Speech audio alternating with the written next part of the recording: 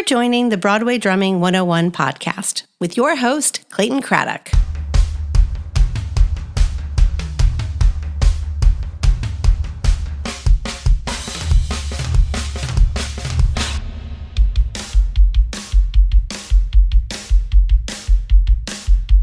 Welcome back to the Broadway Drumming 101 podcast. My guest today is Dina Tauriello. Dina has spent nearly 20 years with the all-female rock band Antigone Rising. The band toured constantly for several years, racking up 260-plus shows per year. During her career, she's performed with many artists, including people like Bernie Worrell, the Go-Go's, the Allman Brothers Band, Chris Daughtry, Roseanne Cash, Christopher Jackson, Leslie Uggams, and Alice Ripley. In the studio, she's worked with people such as Robert Randolph, Lisa Loeb, Leland, Sklar, and Rob Thomas. Dina's held the drum chair for the Broadway musical Head Over Heels, Magic Mike the Musical, and is currently the drummer for the new off-Broadway production of the show Little Shop of Horrors at the West Side Theater in New York City. Welcome to Broadway Drumming 101. My guest today is Dina Tauriello. She was on another podcast that I had a while ago, but we're going to be talking strictly about drums today, and I'm so glad to talk to her because she has a lot of great things to say. Welcome, Dina. Thank you, Clayton. Happy to be here. Thanks for having me. How's things been going at Little Shop of Horrors? Everything has been wonderful.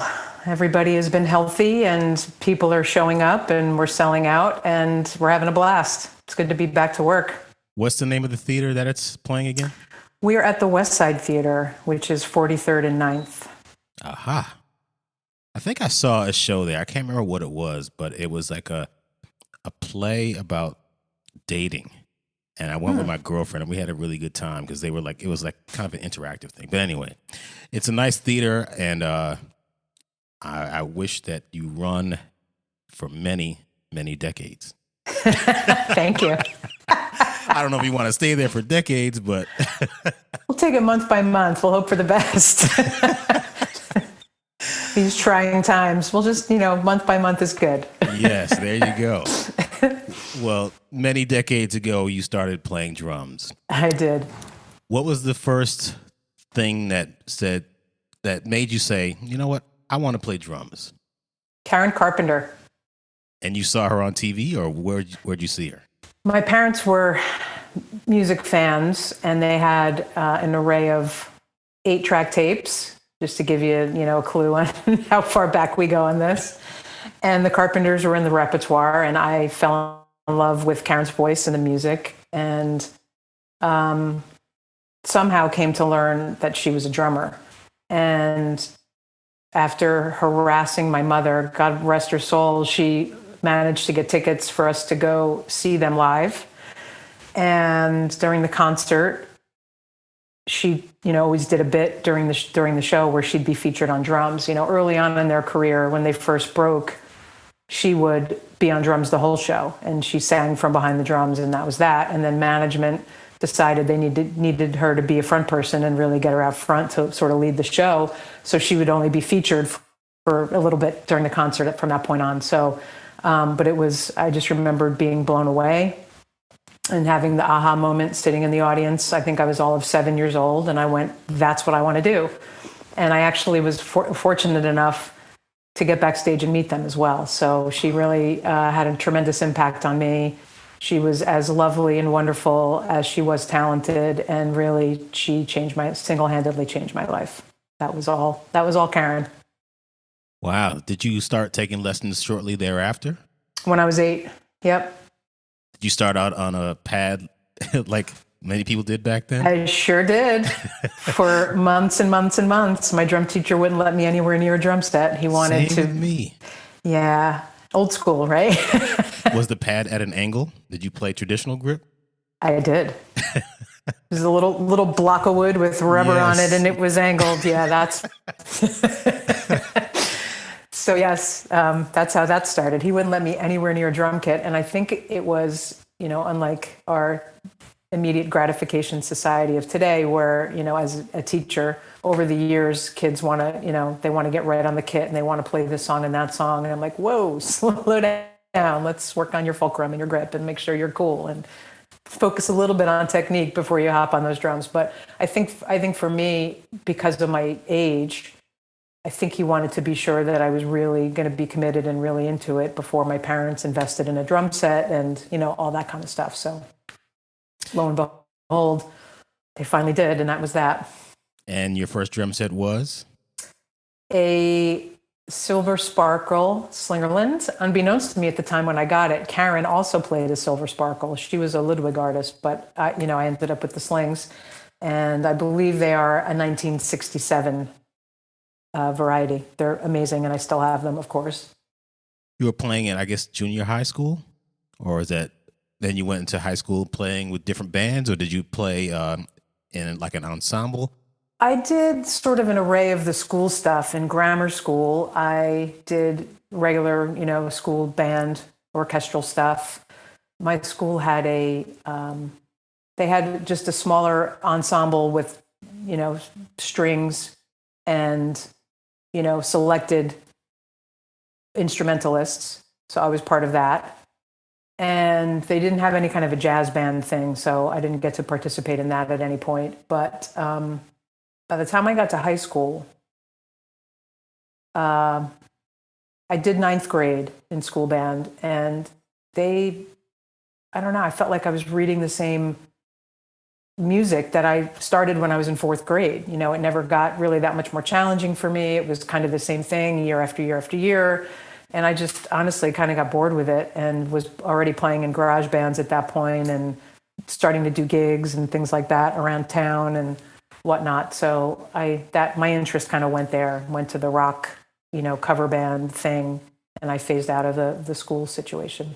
Was it do you remember some of the covers that you were doing back then? And what bands were emulating? Oh, yeah. We did White Room by Cream. We did Steppenwolf, Born to Be Wild. I believe there was a little Stones in there, some Jumpin' Jack Flash. No Carpenters? No Carpenters. Some Jumpin' Jack Flash some Hendrix, some Close to You. No, it didn't quite go like that. Well, I sure as heck wasn't going to sing, so Do you not sing? Not particularly well. I don't think anybody wants to hear me sing, but I mean, I'm okay, but I'm no lead vocalist, and I'm no Karen, that's for sure. So, okay. Did you ever sing in any bands that you played with? I did some backing vocals a little bit in a couple of bands, but and actually some of the cover bands that I was in years ago, I did lead on a couple songs. Yeah. So you're playing in cover bands back in high school. What town did you grow up in? I grew up in Montville, New Jersey, not Montvale. Montvale is Bergen County. Montville is Morris County. So about a half hour outside of Manhattan. Did you ever think of playing in marching bands back in high school? I did. My big conflict was that I was also a jock. So I was a 3-sport varsity athlete in high school. And went to college on a partial softball scholarship at Penn State. So I sort of had the split screen world of jock and musician. So they kind of collided occasionally, and I think favored the athletic side a little bit more in my younger years in terms of making some of those decisions, like not being able to play in the pit, for the high school production of whatever show because I had softball and I couldn't juggle both, So I kind of went the way of sports, thinking that I might hopefully get a scholarship, or that was part of the goal. So that's kind of where it landed. All right. Excuse me. We're going to go off on a tangent here. Uh-oh. Softball. Yeah. Over the summer, I went to, I forgot where it was, but it was about an hour north of New York City because we wanted to get out of town. And we ran across I don't know if it was Little League girls softball, and just watching them play and watching them pitch, I was like, oh my God, this ball is going so fast. I mean, that's just Little League. I'd be scared to death being up there.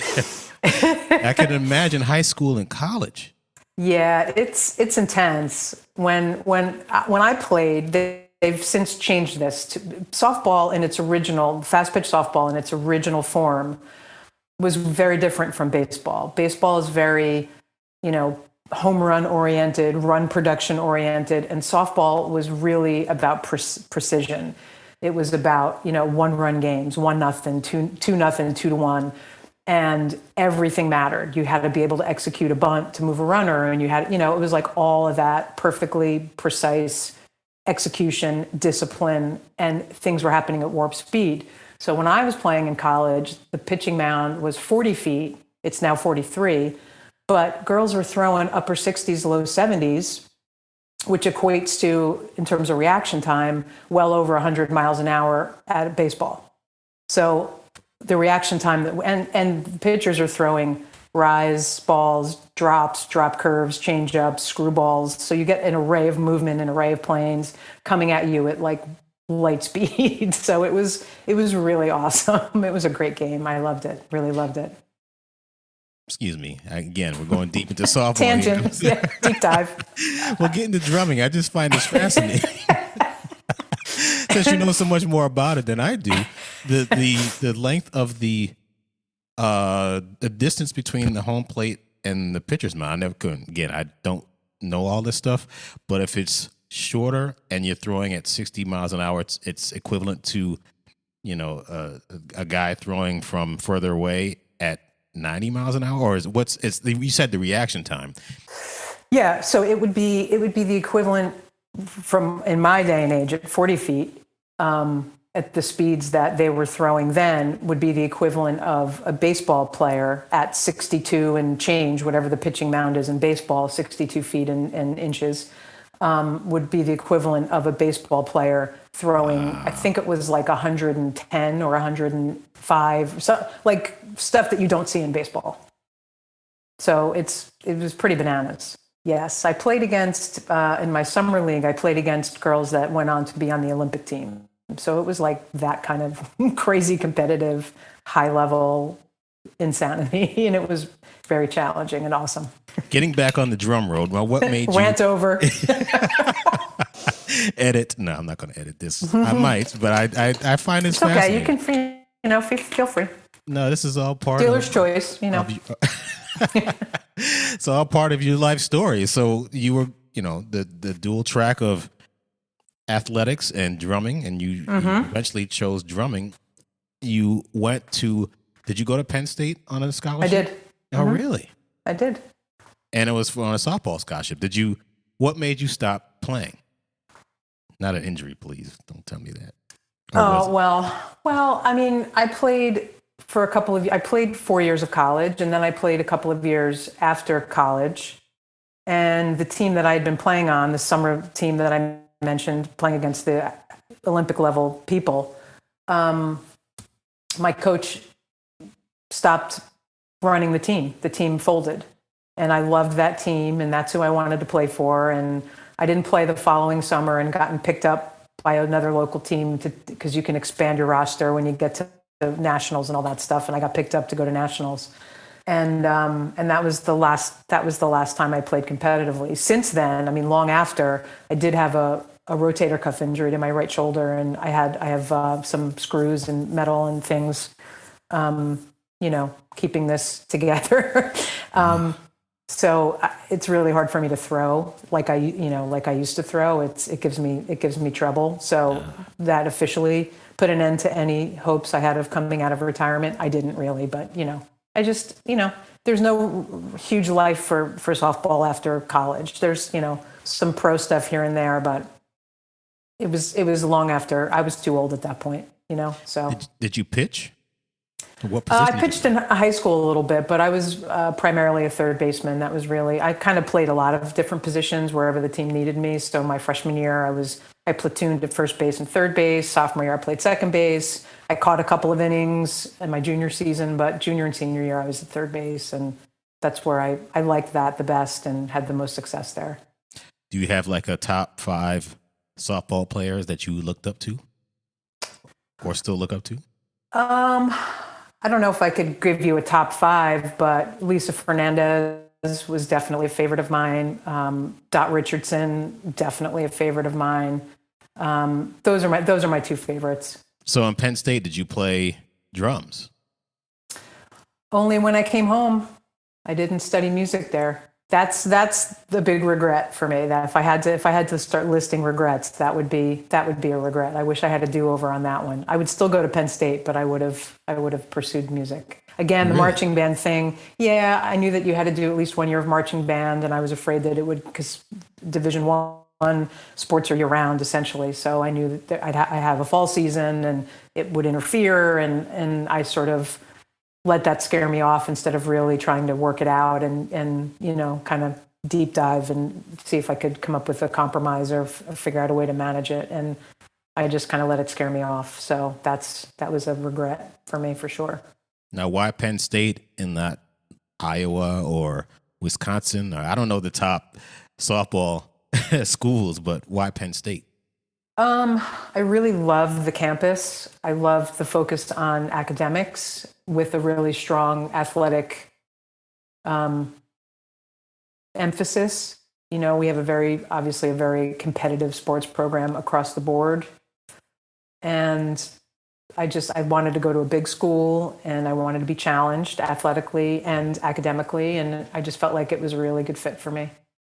Did you go to many of the football games? Oh, yeah.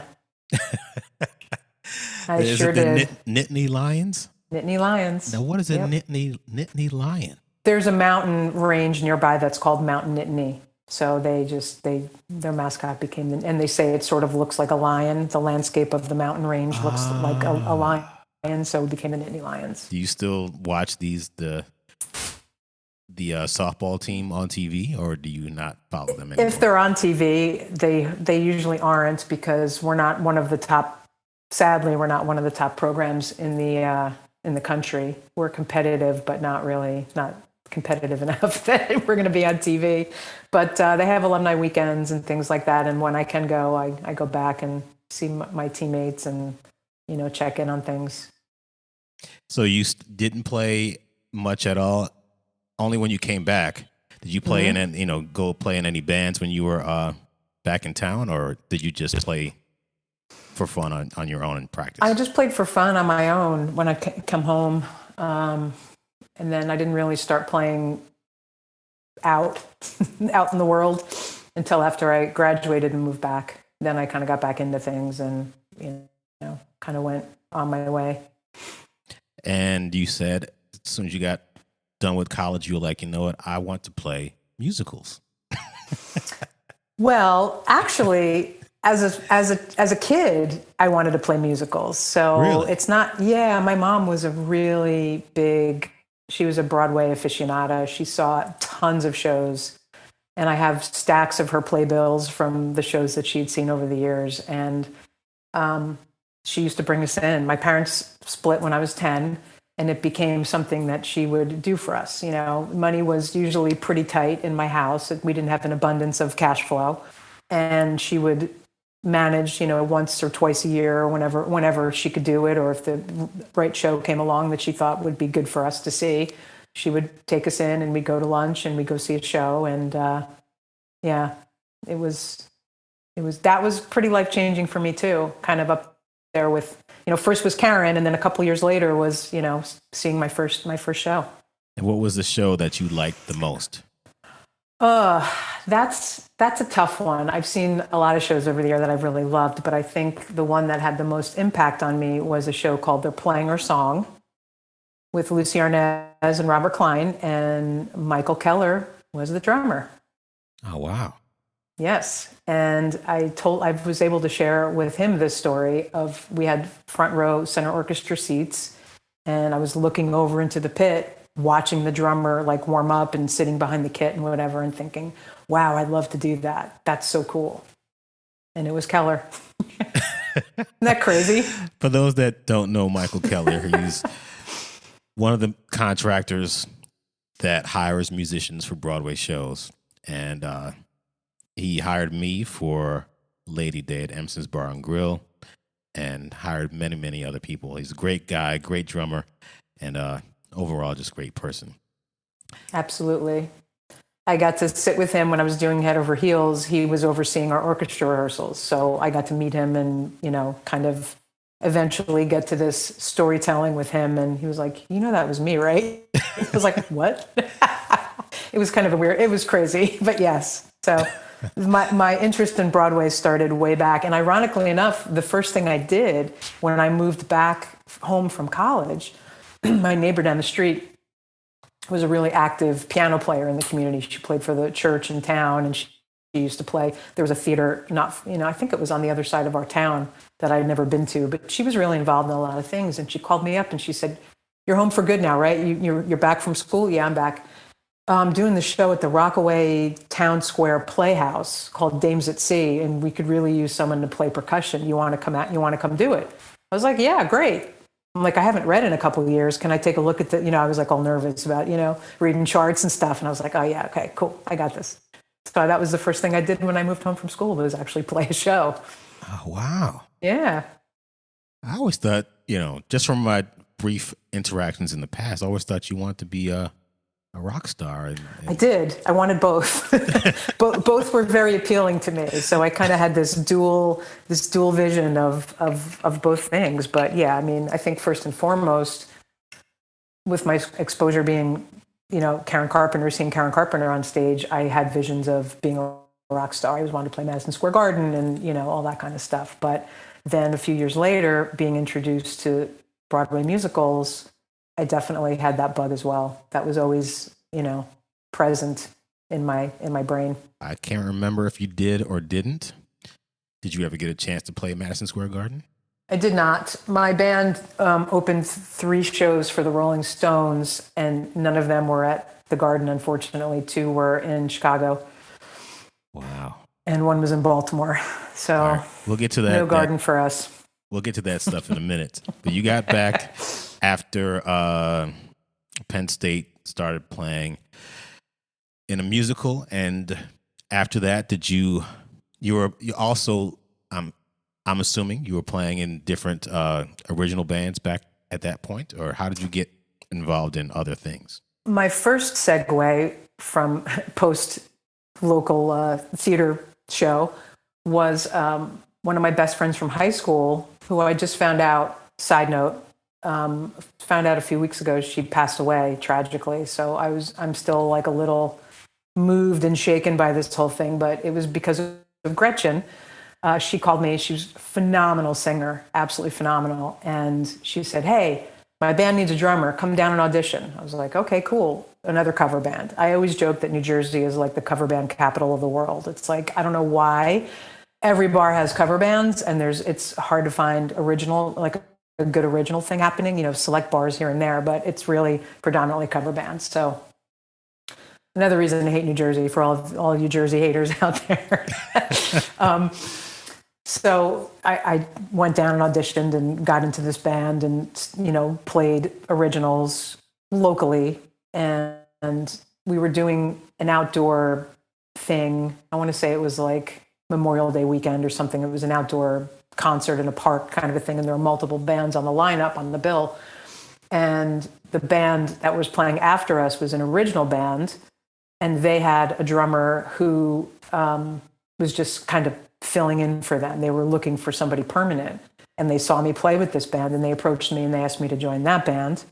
And then I started working with them, and we did stuff in New Jersey, but also in the city. So that began my, having to drive into Manhattan with all my crap and load in before most of these places got smart and got, decent backlines, right? So I'm driving in and schlepping my drums and, doing these gigs around town. And as it often happens, one thing leads to another, and then into another really high-profile cover band in New Jersey, and playing some of the really big Jersey Shore clubs and all that stuff in front of like 3,000 people and all that craziness. And then from the bass player in that band happened to be at that time in Antigone Rising, and they were switching gears, and she got me to, get in for an audition with that band. And then I spent 20 years with Antigone Rising. So that's kind of the Cliff Notes version of that little trail post-college. So tell me about Antigone Rising. They were around before you joined them, and Did you They know about were. them before? I did. I only because my bass player, always talked about them and how great they were. And then I started kind of keeping an ear out and was seeking them out. I would go see them occasionally in Manhattan, and then they won a contest, and they had an opening slot at Jones Beach for one of the years that Lilith Fair, was in existence with Sarah McLachlan and all that. So they were an all-female rock band, essentially classic rock influenced. But yeah, they formed. The two sisters who started the band formed the band. They both went to Bucknell University, and the band formed out of Bucknell. And as many bands do, they went through some lineup changes and such. And I finally joined.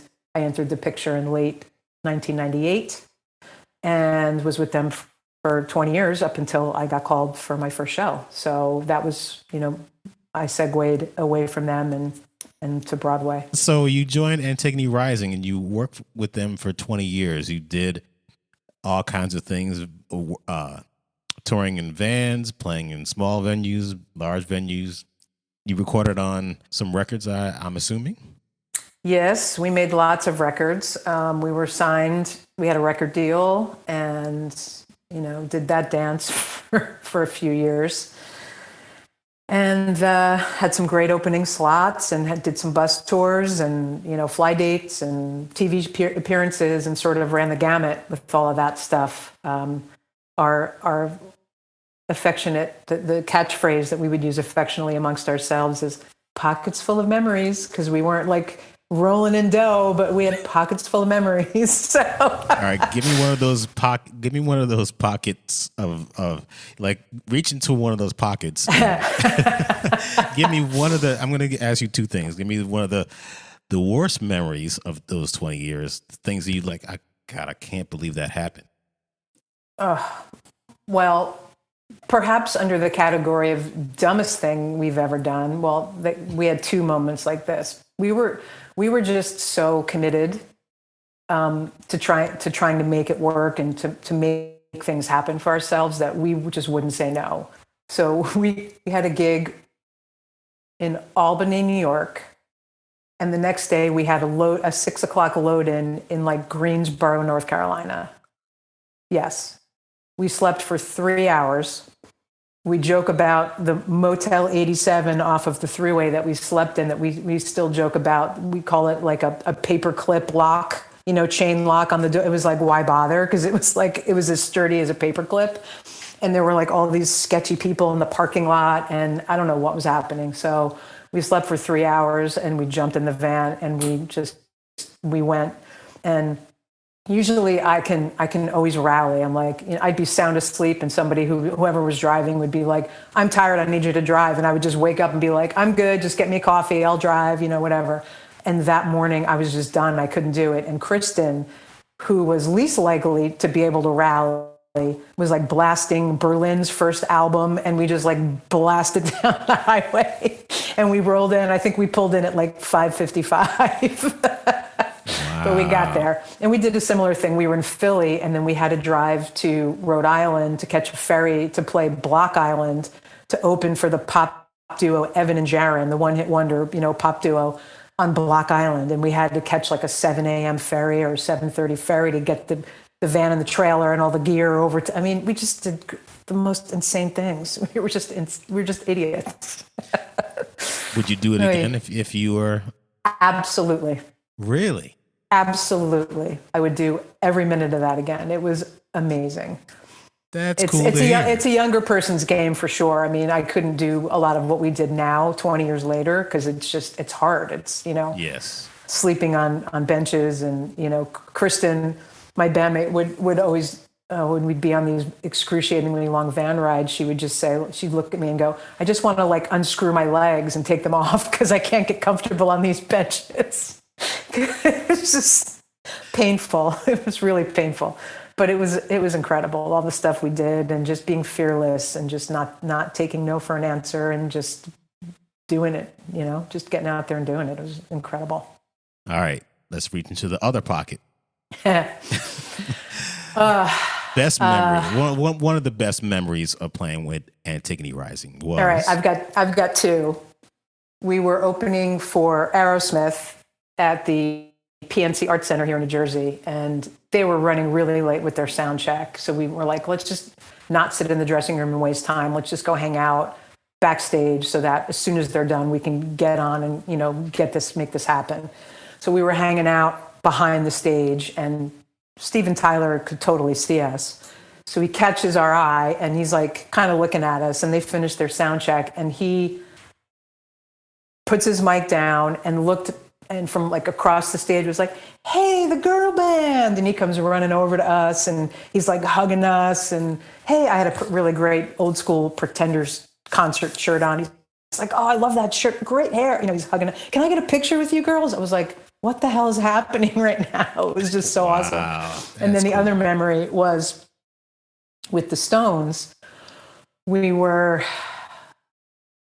crossed by them backstage. I think maybe we had just come off from doing sound check or something, and they were going on or whatever it was. And we walked by them in the hallway. Mick wasn't there. It was the rest of the guys. And Keith Richards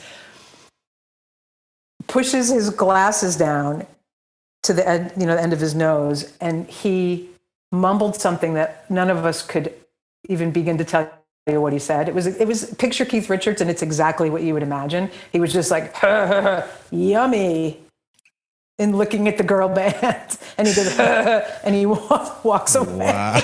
We were just like, what the hell was that? It was really awesome. Yummy, that's funny. Yummy. I mean, I would have been really insulted if it just wasn't Keith Richards. It just was so hysterical. I just was like, okay, whatever. It's classic. It was great. So did you stay did you watch them from the wings, or? Yeah. Really? Yeah. Oh, must have been cool. Yeah. And Aerosmith too. It was awesome. And the Allman Brothers. And they actually they came up to us by like the second or third night. The first night we played with them, we did 4 or 5 shows with them. The first night they were nowhere to be found. The second night, I guess word got back to them from the crew that we could actually play, and we were like pretty rocking. And then by the third night, they stuck around to watch our show. And then the fourth night, they wanted in and they wanted to play with us. So they came up and actually jammed with us on stage, which was really amazing. And even Greg came out and played keys. It was really cool. So those are my 3. So kids, go out, get in the van, travel from Albany to North Carolina. Be stupid. No. I mean, there is something to be said about paying your dues, right? And we learned a lot. We became a great band. We learned how to function and listen and, just be able to work together musically. And there's no better training ground than that, truly. It was incredible. So you did Antigone Rising. You played with them for 20 years, played on a few different records. Do you have a favorite record that you played on? Like if you were to say, this is pretty representational. Is that the right word? This album represents some of my best drumming. Which would that be? Tough question. Some of our stuff was self-produced and self-released pre-record label. I kind of like some of the stuff I did on the last of those records called Rock Album, which Mick Rock actually did the photos for. So again, another like RIP moment to Mick Rock, brilliant photographer for those who don't know. And we went to the studio in Staten Island and we did a bunch of shots. And one of the reasons why we named the record Rock Album was Mick Rock did the photos, but more importantly, people didn't get that we were a rock band. So it was kind of like Rock Album. Here you go. Here's rock music. Have at it.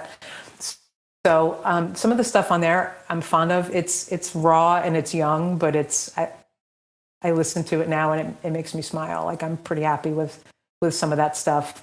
From the Ground Up, which was our only label release, was done to be released in conjunction, to be released in Starbucks. Even though it was released on our label, the first wave of distribution was for Starbucks only.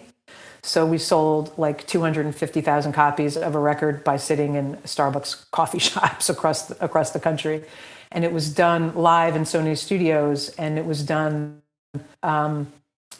intentionally us stripped down, done like a coffee house record. So it's more acoustic. It's not as rocking, so to speak. No electric guitars or any of that kind of stuff. So for that reason, it's a little not representative because it's not a true rock record, but it's a really beautiful record. And I'm very proud of that as well. So I would say, and then we had a lineup change, we kind of split and reformed and whatever years, after the original wave.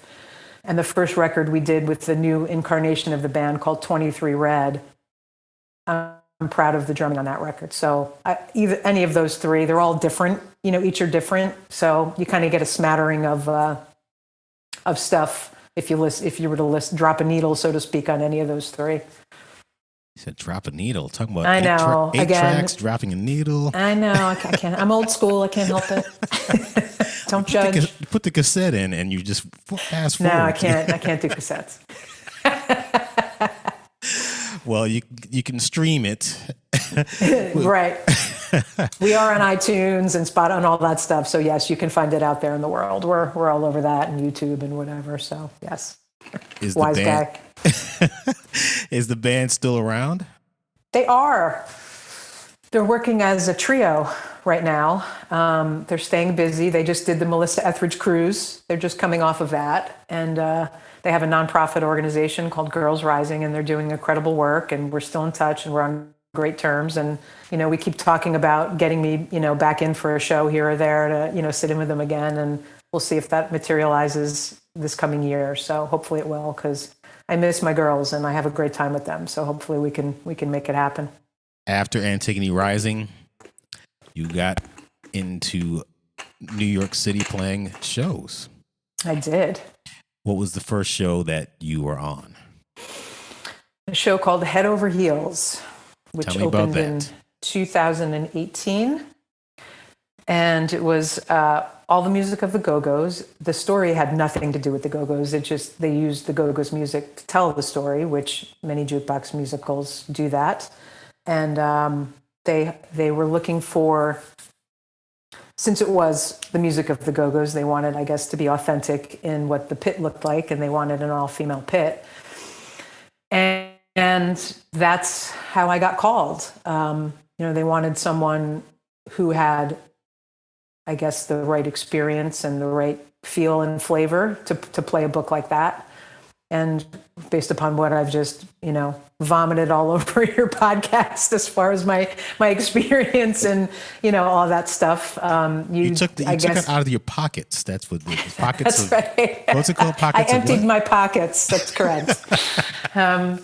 You get the feel for the, my rock pedigree or my rock experience and love of it and all of that stuff. So, I ended up getting the call. Before you go on with that, with Antigone Rising, did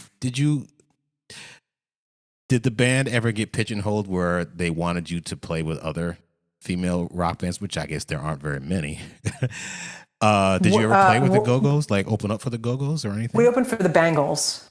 Okay. We never got to open for the Go-Go's, but we opened for the Bangles. It was an interesting thing. It was really a struggle for us through all of our years of touring, particularly as a young band, with not a lot of marquee value, right out of the gates. We didn't have a deal. We were just grassroots. We were touring and traveling and trying to sell merch and get our name out there. So any of the promoters who booked us, it just makes me laugh. It was infuriating, actually, but looking back on it, it makes us all laugh that somehow, like, girl music is a genre of music. Just because you're female, you belong on the same bill together. So they would put any female opener for us. It could have been like a bluegrass. It could have been country. It could have been folk. It could have been, didn't matter. Just because you're a female, like, that was the logical opener. And we're like, can you put us on a bill with a rock band? It doesn't need to be like, we're a rock band. Put us on a bill with another rock band. That's going to help us grow our audience. If you're putting us with similar style of music, that's, hey, we like this band. We like that band. Great. That'll help us grow our fan base. It was like pulling teeth to make it happen. So yes, we were always on and that became our joke. We're on like girly night, it was girly night everywhere we went. And it was just so frustrating. But yeah. Speaking of frustration, I'm going to share, or you're going to share something if you don't mind. You were going to do it, whether you like it or not. Anyway, I'd like you to share a story that you shared on another podcast that I had about the sexism that you experienced during this time that a lot of people didn't even think was sexist, but when you explain it, you're like, I can't believe you just did that. Like, for instance, there was one thing you told me about. I mean, you can explain it better than I did, but I guess you were all showing up and they were like, they thought that you were there for something else, or it's like you. Like, no. I think it was as simple as so many stories. We loaded in, and I think you may have gotten the gist by the things I've already shared with you, that we were idiots, and sometimes we were driving really long distances to get to whatever gig we had the next day. So we'd be exhausted and probably underslept and underfed and undercaffeinated and underhydrated and under everything. And we roll into this club for sound check. And I remember asking the sound man if we could please have some water, because we'd been traveling all day. And he was like, no. So we get on stage to do our sound. And this is what it was like for us pretty much every day that we would do sound check. It was like we had to do 2 shows. We had to do the sound check. So we had to not only perform well for the sound check. I mean, it really was sort of a version of singing for your supper. And we had to look good for the sound check, even though we were driving all day and felt like crap and looked like probably a bunch of hags, but we were exhausted, So before we rolled in, we'd put the makeup on and do the thing and make sure we looked okay, and like had to look like a rock band. So we'd go in there, no water. Okay, we get on stage, we set up. Our lead singer just looked at us and gave us the look, like, bring it, bitches. And we just blasted into our sound check and just blew the doors off the place. And we finished, and then the guy was like, oh, you guys need water? Here's menus. You want to order some food? You want to blah, blah, blah. It was just like, really? Okay. So they assume that we can't play our instruments. We were in a club in Atlanta, Georgia, and there was a patron of the club who saw us, and other artists used to joke and were like, you guys are so intimidating. You look like a gang, because there were 5 of us. And we dressed similarly, classic rock influenced, whatever. Like, we were tough rocker girls, one would think in looking at us, right? So the guy was like, oh, you're an all-female band. What are you guys, like Josie and the Pussycats? Wow. I was like, yeah, we're a cartoon. That's exactly what we're like. You nailed it. I'm like, what does that mean? Are you like Josie and the Pussycats? So yeah, it was kind of like, that was sort of the thing.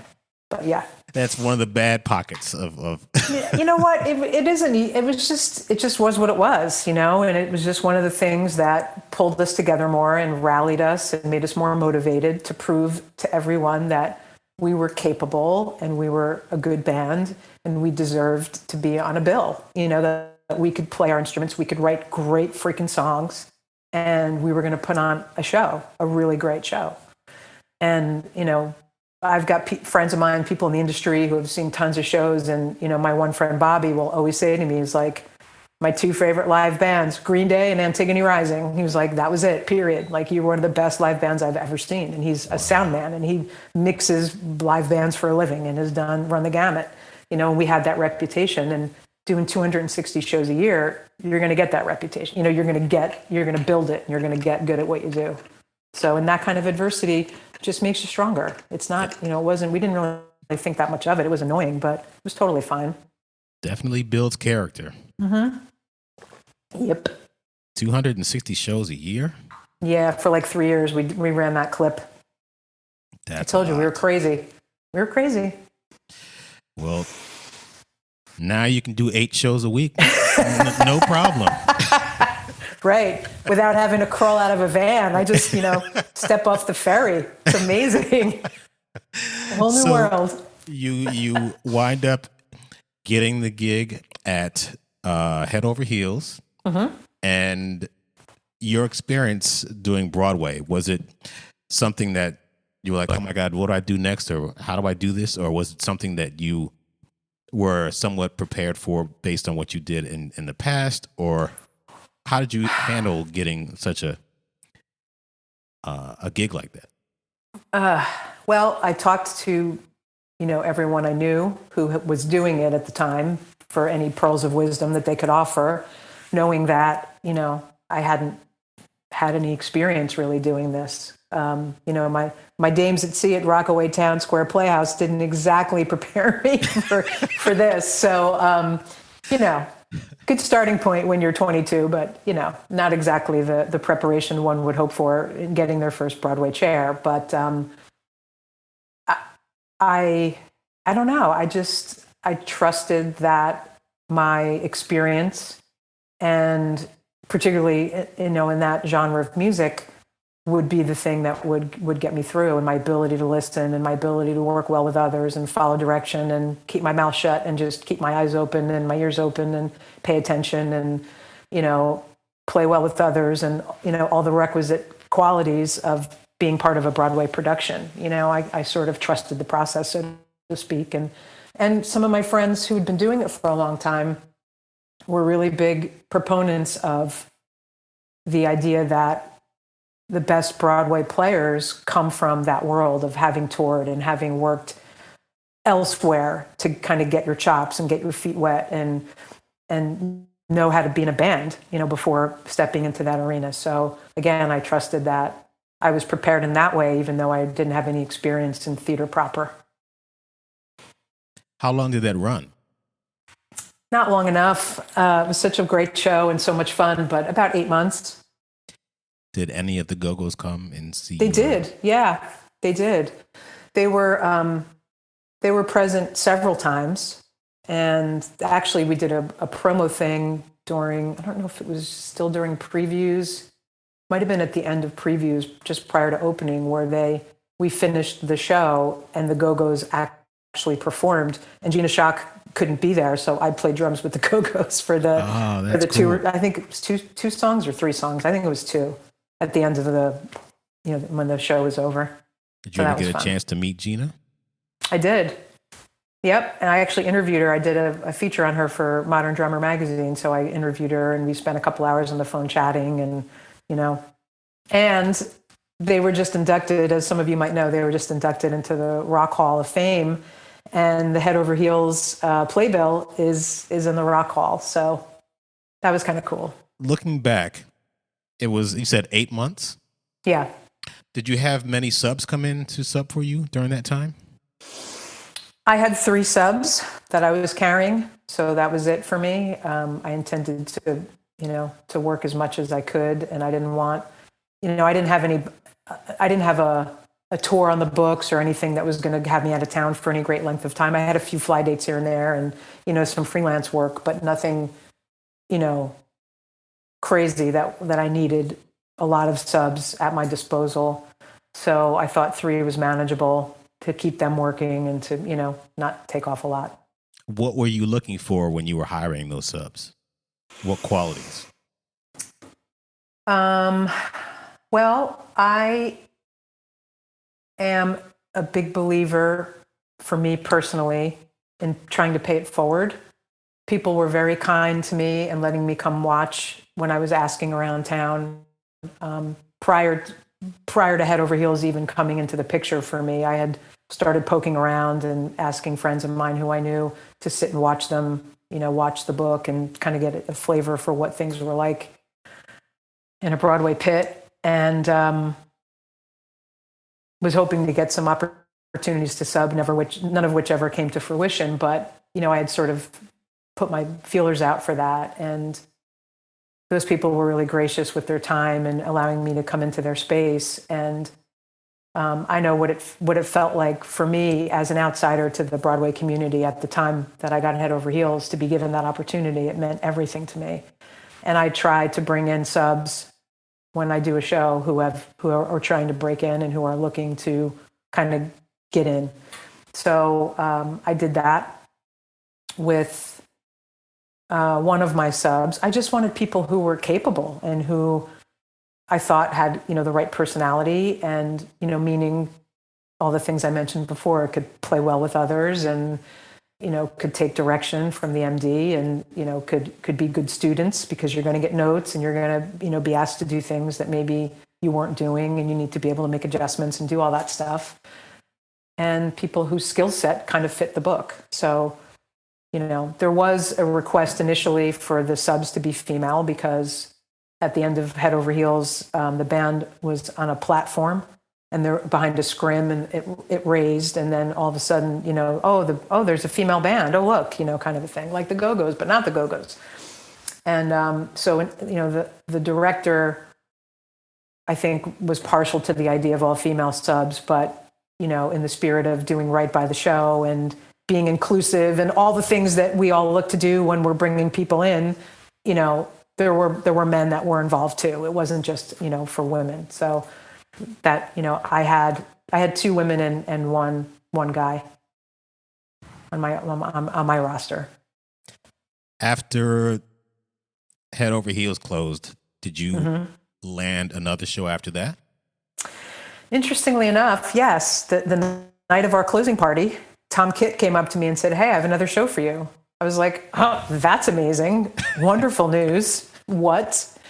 So Tom Kitt did all the orchestrations and was the music supervisor for Head Over Heels, just to tie that together.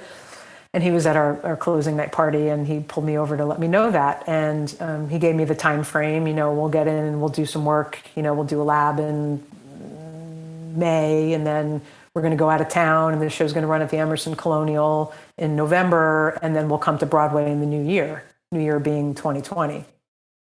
And we got to May and we got into New 42 and we were doing work, and about 4 days in, they had canceled a rehearsal day, which I thought was weird. And then we were asked to come in at 3:00 on one day, which was really weird, and never thought anything of it until they told us that the show was being canceled. There were creative differences and the show was being scrapped.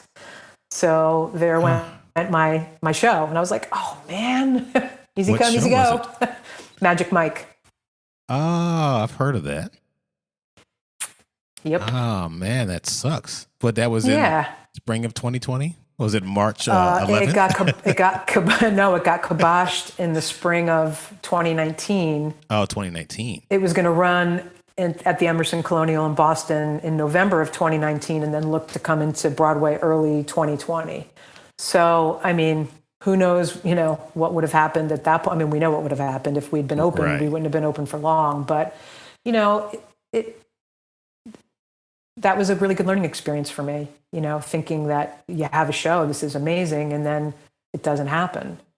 And it happened to me. I was going to do an off-Broadway show during that summer, a limited run of an off-Broadway show, and the same thing happened with that. Oh, the producers didn't get their money. The show's not happening. And we had a theater, we had a move-in date, like it was happening. I had the charts, like it was, game was on as far as I knew and for whatever I thought. So, I think that happened. I think I lost those 2 shows within about 3 weeks of each other. Oh man. Yeah. Must have did a number on your psyche. Like, is it me? Did I do something? No, I'm just teasing. It was, but another, learning about the industry, that these things happen, probably more than people think they happen, so. Yes, all the time. But then Little Shop came around, a couple months later. And then later that year, I got called to do Kristen Chenoweth's for the girls at the Nederlander for a couple of weeks. So, two things went away and two new things came my way. So tell me about Little Shop. How'd you land Little Shop? One of the contractors reached out to me and said, I think you should take a meeting with this orchestrator and music director who you don't know, and he doesn't know you, and he's looking to kind of broaden his network of people and work with some new people, and he'd like to meet you, and are you up for that? He's working on a new show. Didn't know what it was, didn't know anything about, nothing was mentioned. I said, yeah, great, would love to. So I went into the city and had coffee with Will Van Dyke, and Will was like, great, it's a little shop of ours, and it's going to be at the and he went through all the stuff, and we start, rehearsals next month, and, in August, blah, blah, blah. Are you into it? I was like, absolutely. So that was that. And that opened when? That opened, we started previews in September of 2019, and we opened October of 2019. In your experience working at Head Over Heels, even though you didn't actually make it to Magic Mike and the other things that you worked on, but in the past shows that you have worked on, what do you think is the most important thing that a drummer should know about playing shows? The most important thing that you should know in playing a show is that no two shows will be the same ever. And I know that sounds like a really simple, obvious thing, because I guess with live music, no two shows are ever really the same. But I think with Broadway, there are so many moving parts, and there's so many layers to a show that it's beyond you as a musician and your band and your orchestra. I'm saying band. My little shop, there's 4 of us, so that feels like a band, not an orchestra, right? Small numbers, but there's just so many moving parts, and it's really, really unpredictable in that way. And you can never get complacent. You can never get comfortable and think, oh, I got this, because this is, I've done this, been doing this for 2 months or 3 months or 4 months or 5 months. It's not that simple. It's never that simple. It might not be a challenge in terms of a major catastrophe every time you go into play, but there are enough subtle differences or potential wrinkles or things, little curveballs that come your way that you always need to be on your toes for. What do you think a drummer should never do while they're in a pit? They should never think that they got it. They should never think like, I've done this enough that like I'm cool, because for what I just said, it's going to be changing all the time. And you can never get comfortable. My opinion. You might disagree. You're far more of a veteran than I am.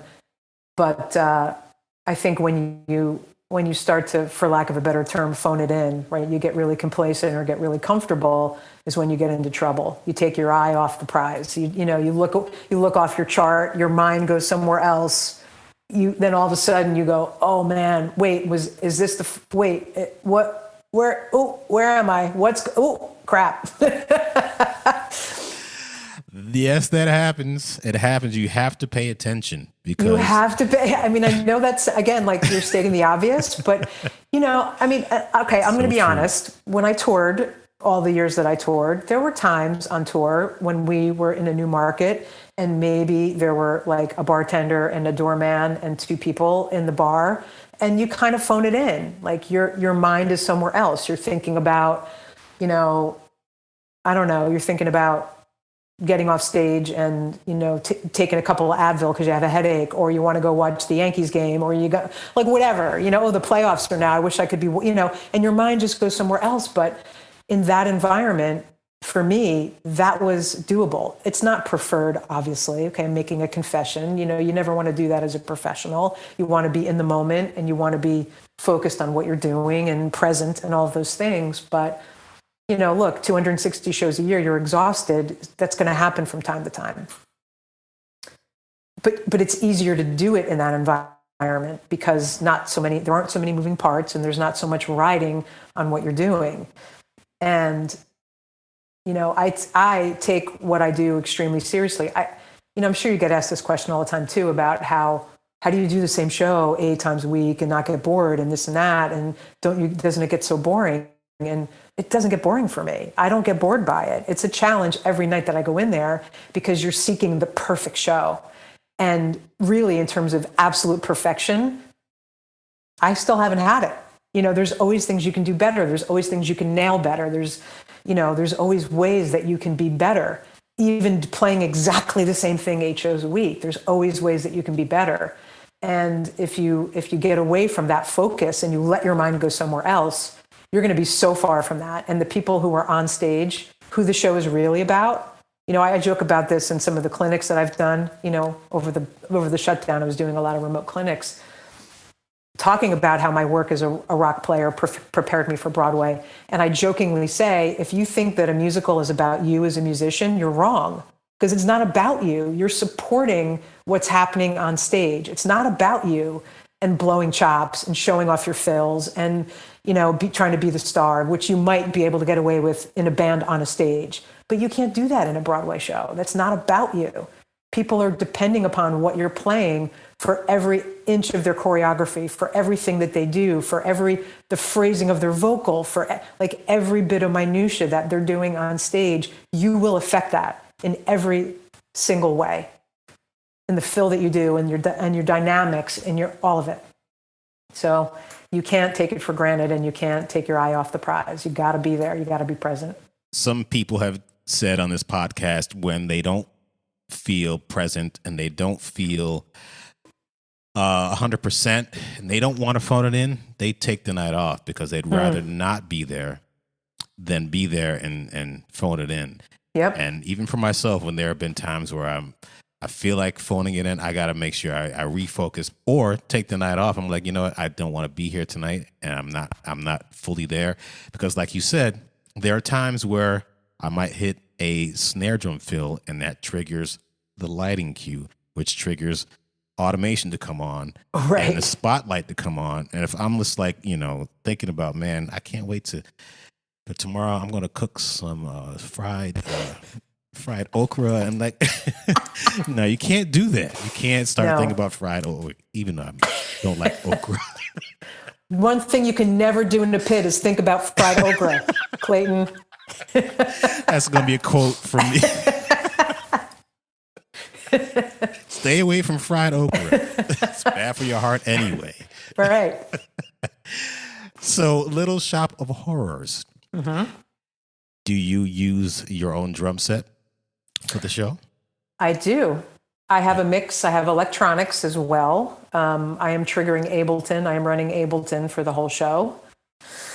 So extra special reason to never think you can phone it in, because you take your mind out of that and you miss a cue big time. So I have like an SPD pad, and I have foot switches and all that stuff. But yeah, I have my own gears in there. Where did you learn Ableton? Because I am unable, because I don't know how to use Ableton, but it's a skill that a lot of pits might require. Tell me about Ableton. I will tell you all that I need to know, all that you need to know. Sorry. No, not really. My first exposure to Ableton was through an online class that I took through Berkeley, I believe, many, many moons ago, because Ableton was just starting to be a thing. And I took some online classes, and I didn't really feel like it gave me a whole lot of information, but at least like some of it made sense to me, right? And I never used it again beyond the class. So I get called, Will was talking to me about Little Shop and Ableton and whatever. And of course, my hands started to sweat a little bit at the thought of all that responsibility and having to do all that. But I knew enough to know, that I wouldn't have to program it, which is really the super hard part. You really need a certain skill set for that. And I knew that I wouldn't be able to do that, nor did I have to. So that was cool. B, from my experience at Head Over Heels, knowing what it was like to be in the rehearsal room day one of rehearsals, the focus is not on me. The music director is focused on the actors and the singing and the ensemble and all of that stuff, and not so worried about, am I playing the ink, or did I miss a kick drum note here, or did I miss a crash? That wasn't his focus. So I knew, and just the nature of rehearsals where you're on one number maybe for 2 hours, or whatever the case may be. So I knew that I would have time in the rehearsal room to get comfortable with the rig before getting into tech, before getting into, all that stuff. And I just committed to the fact that I would learn how to do it and I'd be okay. And I was. So that's how I learned, was really in the rehearsal room. I didn't have any prior experience, running it or being able to trigger it or doing any of that stuff. So in the Little Shop Orchestra, the Gang of Four, as opposed to The Antigone gang of five. Mighty gang. You're triggering a click track? You're triggering sounds? All of the above. Most of it is on click. There are key 2 parts. There is percussion. There are some sound effects. Wow. So like the top of Act 2, for example, the number is called Call Back in the Morning, and Audrey and Seymour are doing this bit where the phones are ringing in the flower shop and they're like answering the phone. And so all the phones that are ringing are coming from the Ableton.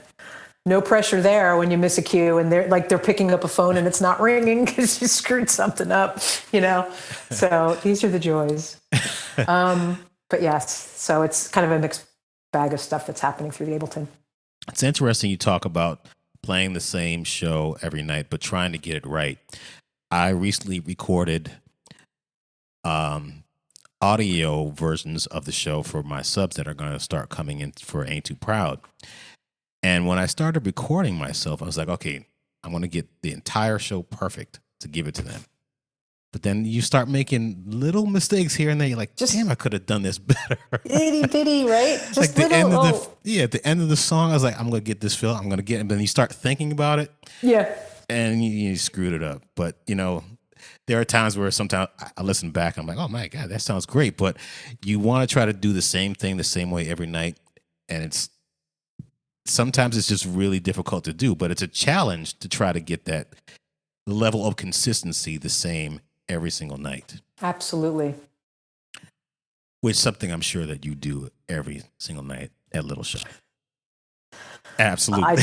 I try, that's my goal for sure. My focus is always there and trying to nail it. Something as elusive and silly as like, I have 2 wood blocks off to the side and sometimes it's like a blind hit because I'm, turning a page or like the stick will just slide off a little bit and I don't get a clean hit in the center of the wood block.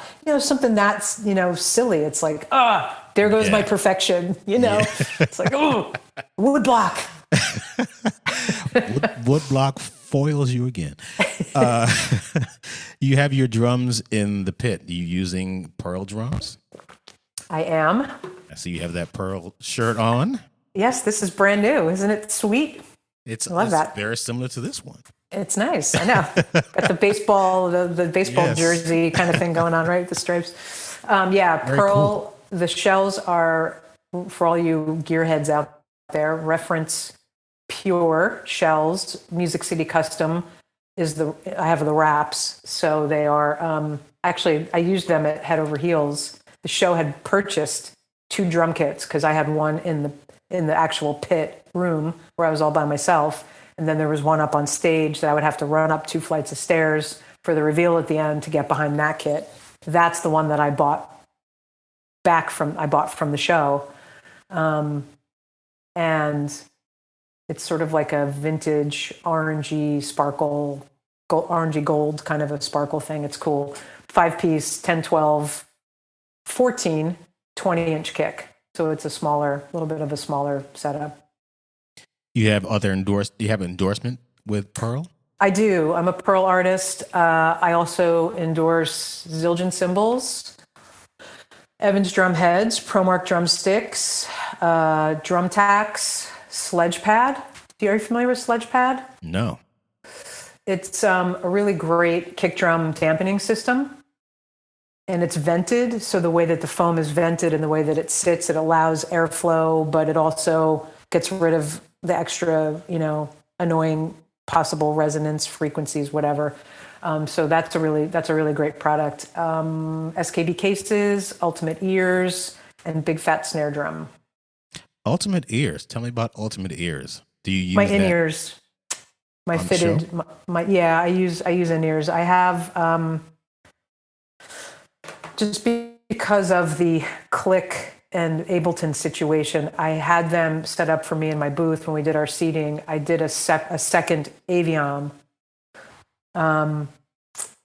which for those of you who don't know what the Aviom is, it's sort of our monitoring system. We plug headphones into that and we can dial up our mixes for whatever we need through the Aviom. And I had them do a secondary one to my right, and I have a pair of traditional cans, isolation headphones plugged in and ready to go in the event that anything were to happen with my primary either my primary aviom or my in-ears, my buds. I could rip them out and just grab the cans and go, and there wouldn't be an interruption, hopefully, with the click and, all that stuff. So I use my in-ears there, and I use them for other live gigs wherever I can use them. If there's, the opportunity to do that with the power pack and all that stuff. That's just my preferred way. I like to isolate as much external stuff as I can. Well, this is all going to be new for me because I recently connected with Empire Ears, and I'm getting my first set of in-ears in another couple of weeks. So great. Are they like night and day from like the at the show that what I have now at the show? They're Shure. I don't know. I forgot what model number they are, but is it like night and day? Well, do your current cans isolate the external? Do you get like a lot of drum isolation, or do you get a lot of bleed through your cans? Do you hear a lot of yourself? It's pretty isolated, but I understand when you get molds and it goes right in your ear, it's going to sound a lot better. Yeah, it's nice. I prefer it. Plus, my ears get bothered when I have the cans over my ears, and because I wear glasses to be able to read my charts, having an external mechanism pressing into my head, it bothers me after a little while. So the in-ears are just easier for me. I don't have any of those issues with my glasses or my ears getting sore or any of that kind of nonsense. So it's a preferred setup for me personally. Since you come from the rock world and you're playing songs that you have to have memorized in your head, you don't have charts. It's not very rock and roll to have charts, the Antigone Rising stage. You wouldn't want to be playing with, opening up for Aerosmith and having charts. It's not cool. So not cool. Especially if you got, your gang going up there. So did you memorize Head Over Heels after a while? Did you memorize Little Shop? And do you keep the music up there for reference, or do you actually read it? What's your mode of operations in a pit? Do you memorize or do you watch the music? I just, from doing it over and over again, obviously you will retain a lot of that. I didn't make a deliberate attempt to get off book, to go home and work on it so much that like I could memorize it and get off book. For me, because there are so many, because of said moving parts that I referenced earlier, vast amounts of moving parts, I find it possible and maybe even likely that something could happen at any moment to sort of throw you and jar you. And that could, again, this is just me. If I'm trying to, be off book entirely, it could throw me to a point where I might feel vulnerable without having my ink in front of me. So my charts are always up. Some moments I do have memorized and I'm not reading, I'm just playing, but it's open and it's there. So it just really depends on the tune. It depends on the moment. It depends on the section or the passage. What I'm playing, if I feel like I need to look and be focused on, precision, I might want to take my eyes off to make sure that I'm like the wood blocks that I mentioned or something like that. I have to get to a triangle, even though I'm using my Miller machine, I still have to look to make sure I hit it in the right spot and all that kind of stuff. So there is a certain element of knowing it well enough to be able to get your eyes off the book. And for subs too, like you should know what you're playing well enough that you can get your eyes off to check in with the monitor and check in with the MD, and get back to your ink. Like you shouldn't be a slave to that. You have to look kind of a thing every second. Not to say that you have to be off book to go sub a show. I just mean you should be able to go back and forth. You should know it well enough to be able to do some of that, especially moments where you need to get cues, right? So I just don't feel comfortable being off entirely, personally. How far away? Blanket. How far away is the conductor from you in the pit? Oh, he's so we're both. So the band is separated 2 and 2. So as you enter we have to go up a crazy spiral staircase to enter the stage area, and you enter stage right.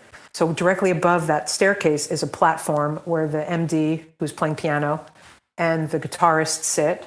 And then directly opposite that platform, stage left, is a quick change booth. And they built a slight extension over the top of the quick change booth where my drum booth is, and the bass player. My bass player sits just outside of my little drum booth area, which is only, the doorway is really only 2 little curtains. It's not even a hard door.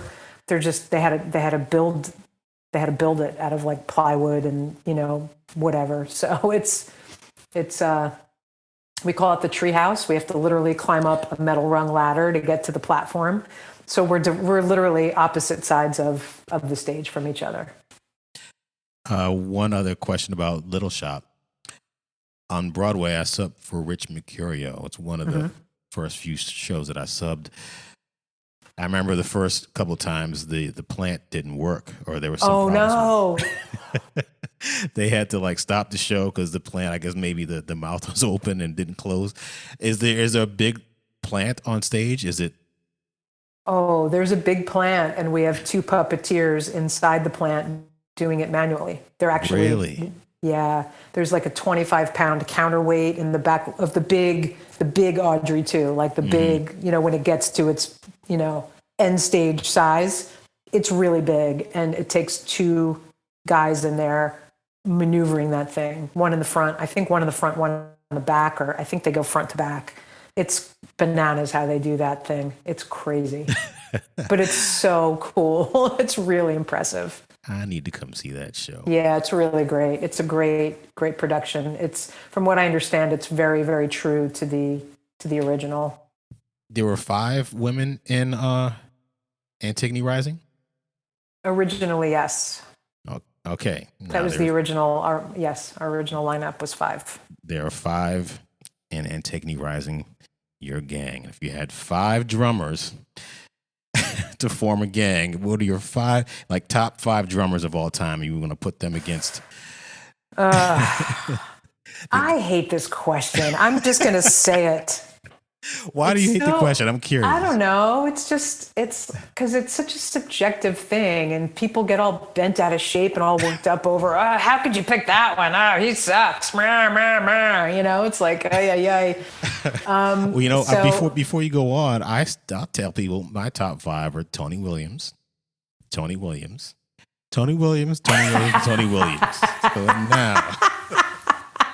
That's well done. I like that. That's great. So there's no argument there. So clearly for me, Karen Carpenter, Ringo, Steve Smith, yes, Steve Gadd, and again, it's just, I don't know. I could easily go Jeff Porcaro. I could easily go Bonham. I could, it's just, I'll say Jeff Porcaro. I mean, just because you choose him. I know. I'm just kidding. You're out. This is over. Exactly. We're done. And click. I'm not even going to publish this motherfucker. So yeah, it's so hard though. I mean, I grew up, I listened to a lot of Billy Joel as a kid. I loved Lib DeVito's stuff. That was hugely influential for me. I loved Martin Chambers. The Pretenders were like, oh my God, just unique, great rock stuff, So it's a hard question. It's like, who do you think are the greatest? Who are the most influential? Who are the most important? Yeah. It's like flip a coin. There's a lot of really great ones out there. So, but those are my 5 for now. Today. Until tomorrow, they might change. That's great. So are you working on any projects at the moment? Musical projects or any other kind of things? No musical projects right now. I had done a couple of readings of a new show prior to the 18-month, lockdown. So we'll see if that resurfaces at any point. I hope it does, because it was really a lot of fun. And then just, freelance stuff around town. I'm doing a fundraising event at Cipriani Monday night, and just other gigs. I did something at Bitter End last week, and doing some mentoring and home recording, and just, a mixed bag of stuff, staying busy. So, like we all do, I imagine. Where can people find you on social media? I'm not even going to give you Twitter because I'm the worst with Twitter. I can't. I don't like that forum at all. It's just not right for me. But I'm on Facebook and Instagram and at Dina Tauriello, and my website is dinatoriello.com. So you can reach me there. There's a direct email option if anybody has any questions or wants to say hi or wants to yell at me for my choice of drummers. That's where you can find me. They could say, I can't believe you picked Joe Porcaro. Jeff Porcaro, not Joe. You did say Jeff, correct? I did say Jeff. Do you play softball still? No. Not at all? No. You can't, I mean, not throwing the ball, but getting up and hitting a few balls? No, never? Really? Oh, nope. Man. Nope, I haven't done it in a really long time. Is it because you might get injured, or you just have no passion for it, or you just like... I don't know. That's a good question. I guess if I could come across a legit batting cage for fast pitch softball, I might reconsider. But I don't know of any that are near where I live that would make it easy for me to do that. I suppose with a little effort I could figure it out, but I don't know. It just feels like the ship has sailed. I was so fascinated by this fast pitch softball over the summer. I'm going to come pick you up. We're going to go find a place, and you're going to show me. I'm going to get you back in the game. Good luck. Or probably pull a muscle 2 minutes in. They'll be like, oh. We're both going to be out like, oh, my God, I've got ice packs on our shoulders.